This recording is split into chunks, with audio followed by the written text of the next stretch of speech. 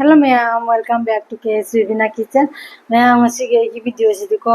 usoi matam ni usoi chaningi na haibu jumdagi imana idi nembong na ne ko ina nu passing ama chatkiba aduga pibire usoi soni kak pire to command ju pire ada ko iche manna ko lewa iso hapire aduga ina hawai char su putna chaningi hadra hawai char do try to ga idana ne hawai char mana su kitang hapo ina kitang ama hapale adu mayang side usoi se porabna usoi ti oina thonga ge mayam jengminna rasi 네, 짱나 비제닝나 피락바두니에버거 아더 미원의 피락바니나 짱 hin동나 짜오 소이디나 띠에버거 아주 스마이 들어가 짜오 짜니 각 이래야 아더 소이시기에 요지 우티시 우티다 하게나 더이니고 소이시 우티시 하빠가 우티 동하게 하시기시디 그냥 소이시에나 스마이나 시기 alu pilar sina pairaga soiraga ko chaku sina pura soiga ento bodong amdre kudong cha deba adudra se alu pilar sina oina soiraba alu pilar sina oina soire ado jong se uti da hapa gi sumaina paklak to bose sina chap cha bana ko ade sina oi soidoge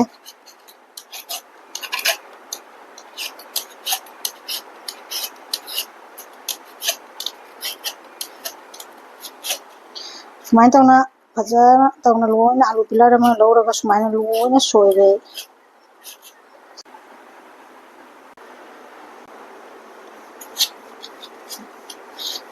jang su lore sumaina soire di duga jang su chap manana pare pa su pare phasu phajare soise loina ado ji soise mu loina khokpa loire koi bukham sia loina thamme asi singkhara hijalaga tingjalaga mu thammage se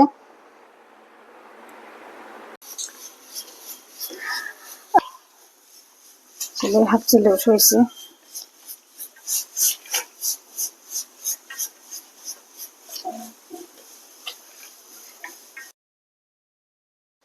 soise tingba matamda hamra thum khara hapaga tingeba ko thum khara hapchale na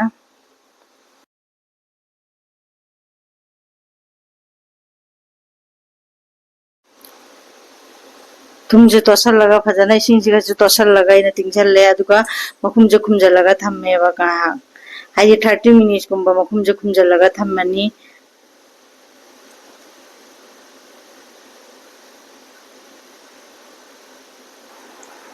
ada mayam soise siga soiba loiraga ina se patila siga hapchala ising khara hapchalaga tingjallaga thammeba ko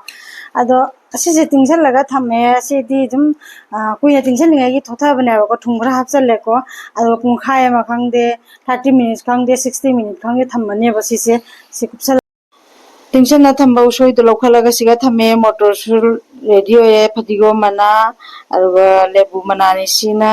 tespata moro akangba haribo Selon thorang tora sing khara su leire aduga jenam nakupi ade moro tekpa pasporo na selon thorang tora thamme aina uti se thonglaba ge haidana mayam ado hojik thora uti se matar mangal se hana keno da hapchalla se ko koi cooker ma da hapchalle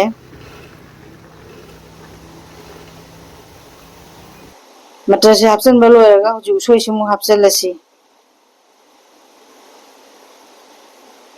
singa chamdoga thamaba soineba ko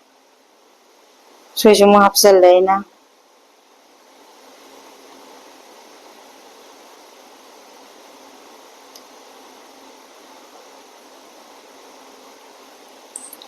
usoi se mu loina hapchallaga matungda ina amkamu machan khara dum hapchallage sida ahambada jenam nakupida adu do khara hapchalle se jamaga di hawi ado ingonda jor leiba khara do adu dum hapchalle tespata mu hapchalle haribob tu mu hapchallage haribob su hapchalle haji mu moro tek pado do ina mayar thudega mu hapchalle singa suba khara ma su hapchallage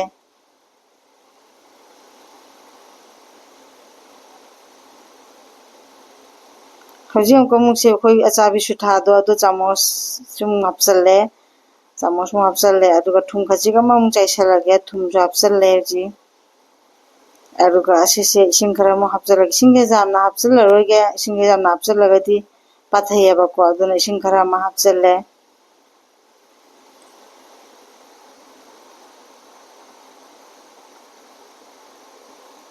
चम्मच अमा पायरगा लोइना उखायरगा mix तौसले फजना उखायरगे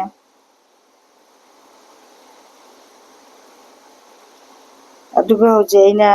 अखोगी फदिगोमगे मखोम थंगबदो अदुदो खरा अमा हापचल्ले अदुगा cooker से मखुम खुमजल्लगा कामहल्लसेबको gas मतका थांगलगा मुन्नबाई कामहल्लसी कामे लोइरे लोइरगा मतुंगदा होजे अमको मुसे cooker से हांगदो जेंगसी दाम फजना मुन्नलगा लेरमेबको दाम तोइबसु नतबा मुंदबसु नते अमुनबनेबा मटरसु मुनबारो खाबै मा पायरगा गो खाइरे होजे अमुक सोक तौनबगे थौरांग तौरसिको अदो खाबैसिना फजना ओखाइगिगे मटरसे खरा मुन्नबगे आना खरा तोइनबगे आइदना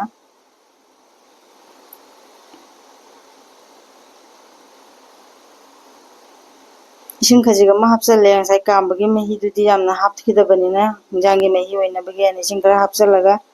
खाबैसिना गो ओखाइजरे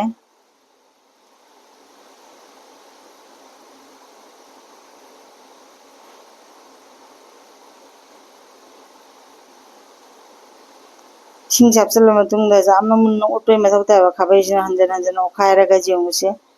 मटरसे खरा कुतोइराबको अरुगा खांग अमसु रेडी तौरे खांगसिगा इना थाव खरा हापचल्ले अखोय अच्छा थावनेबको मास्टर ऑयल दो हापे अरुगा सोक तौगदबा मचनसिंगदा लोइना हापचल्लसि होजि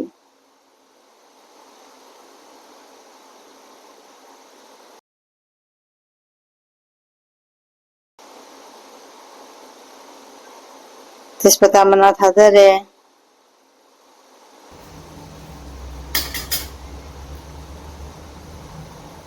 तेजपत्ता मनासे मुल्लबा मतुंगदा अमुकमु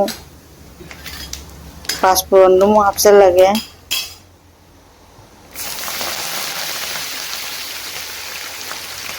पाँचफोरन हापबा मतुंगदा होजि जनम दुमु हापचल्ले यनम नाकुप्पीदो दो हापचल्ले खसा मोरो अकंगबा अनि अहुम का अइना अहुम मरी खलोबदो दुम हापचल्ले खाबैसिना हा ओटलगा थमगा मतुंगदा होजि अमको मोइना हापतोइसे जेनम दो तिलौ मुखरा सोइरगा हापचल्ले चॉप तौरगा थमबो ओनियन नेबको तिलौ सुमु हापचल्लगा हामो खाइरगे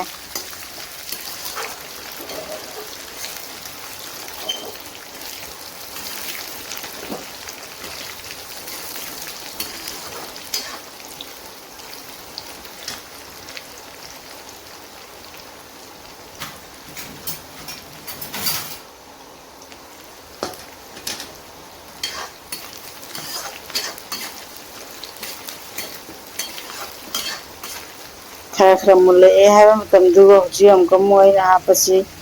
चनम मसुबदो चनम खरा सुरगा थमेबको अदुदुम चनम मसुबसे कबो कबो तनि सुरिसे याम गुम्ना सुबा नतेबको चनम जुमु हापचल्ले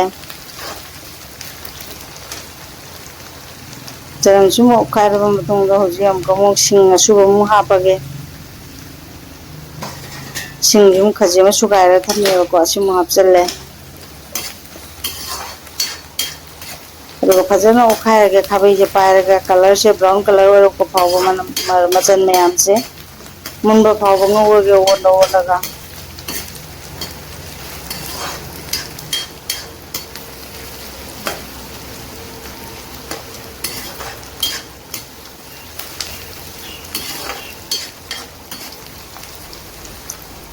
सोकी मचन से मुन्नबगी हायना ओलगा सुमाइना फजना ngौजरे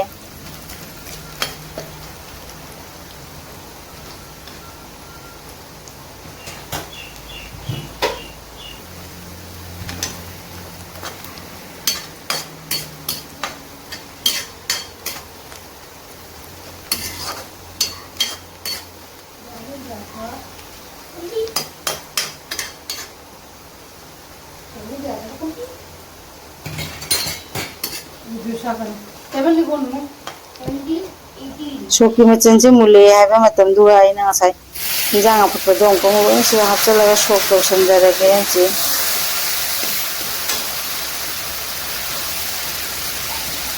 सोक अमुक तौरेको इंजांग लोइना खांगसिगा हेजल्लगा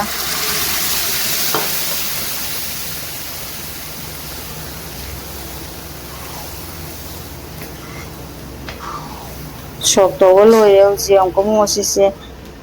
फजना सौदोगलगे हिंजांगी महीसे लिक्कदबा माले हादना इसिंग अमुक खजे अमा हैजनजगे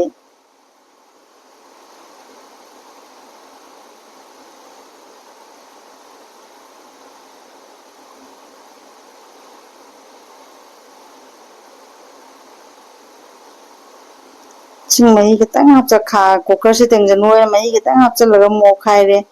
मरे मुन्नो खाइरे को सोके महाउसे लोइना चंगनबगे हादना फजना मुन्नो खाइरे हिंजांग सिसु फजना सौगले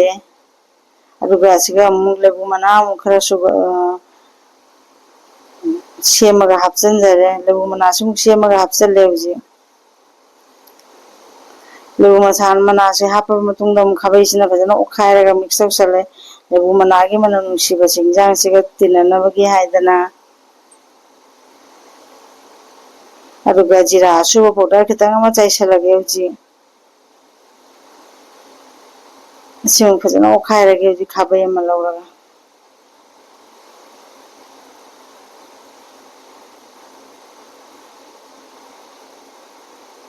चांगसिसु फजना सौरबनिना जामना फजना मुल्ले हिंजांगसे खाबैसिना ओरलगा मटरसे खरा मपुंगी सरुकसु जावरे अदा अतोयबगी सरुकसु खरा जावरे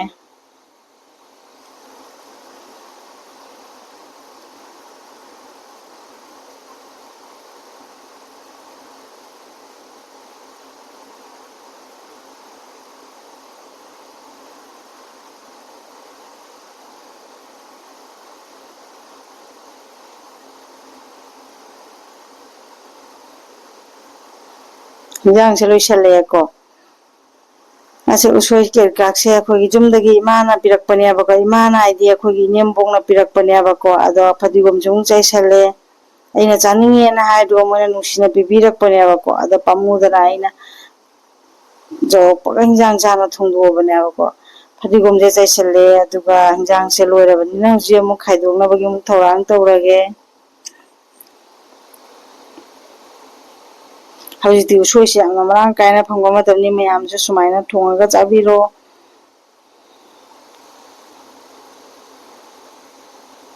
अदुगा थुमगी सरुकदो यामना लिकना हापखिबनिना हाइदना आई थुम अमुक खजे अमा चाइसिनजरगे सिदा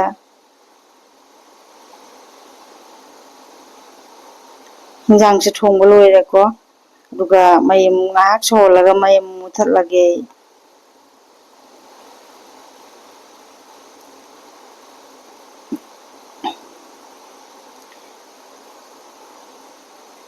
हिंजांग से थोंबा लोइना मैसु मुथले अदुगा हुजि अमुक मै खाइदोकजरगे हिंजांग से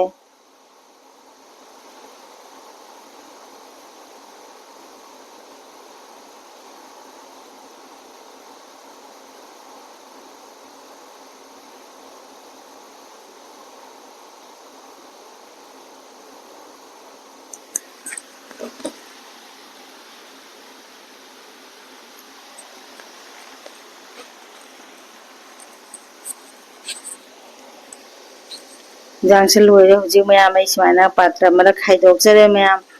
लोइरे मयाम असिगी आइगी वीडियो से उसोय उती थोंबसे तुचरे मयाम मयामसु ट्राई तौबिरो मयाम मयाम आइगी वीडियो से जेंगबदा नुंगाइबा लेगे लाइक शेयर सब्सक्राइब तौरगा सपोर्ट तौबिरो मयाम अदो मथंगी वीडियो दमु अनो वीडियो दमु फंगरसि मयाम असिगी ओइनादि बाय थैंक यू मयाम।